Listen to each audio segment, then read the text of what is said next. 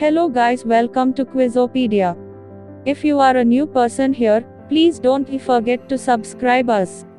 We at Quizopedia got really interested in the history of women's things and found out that many of them originally belonged to men, were inaccessible to most people, or had a completely different purpose. Lipstick came at a great cost.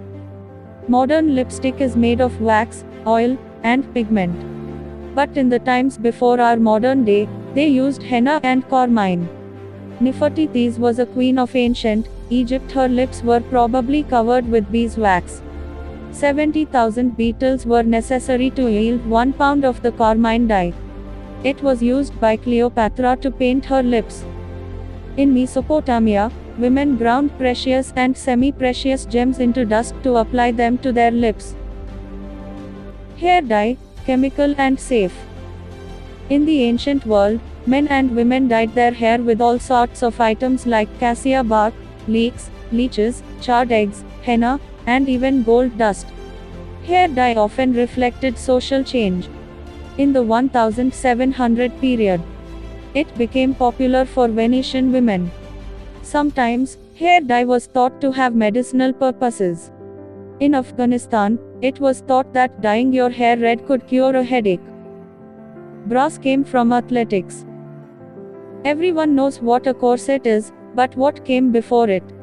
Ancient Roman female athletes used bandages that resembled a strapless bandeau bra. A mosaic of the first primitive bra can be found in Sicily and Pompeii. The first patent for a bra was issued in 1914.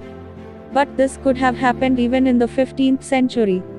In 2012, scientists found medieval flaxen breast pouches which looked like a modern bra. High-heeled shoes were for men. The first high-heeled shoes appeared in ancient Persia. Soldiers would wear them while riding horses, so that their feet would stay in the stirrups. After that, these shoes spread throughout Europe, where aristocratic men would wear them to seem taller and more respectable. Under the influence of men's fashion, women also started choosing high-heeled shoes. Mascara was harmful for one's health. When Elizabeth I came into power, red hair became fashionable. And women dyed their eyelashes too, to match their hair. This was actually very dangerous because the homemade mixtures that women used contained toxic substances. Eugene Rimmel, the founder of the cosmetics company Rimmel and Queen Victoria's court perfumer, developed mascara using the newly invented petroleum jelly. His invention became a sensation because it was the first non-toxic tint for eyelashes. Women got sanitary pads from soldiers. The first sanitary pads might be far older than we realize. One of the first records of menstrual pads appears in writings from the 10th century, where the 4th century writer Hypatia was said to have used them. Benjamin Franklin may have developed the modern disposable sanitary pad, having been inspired by absorbent bandages used to treat soldiers. Nurses are likely the first women to use pads for their modern use. Menstrual cups appeared in the 19th century.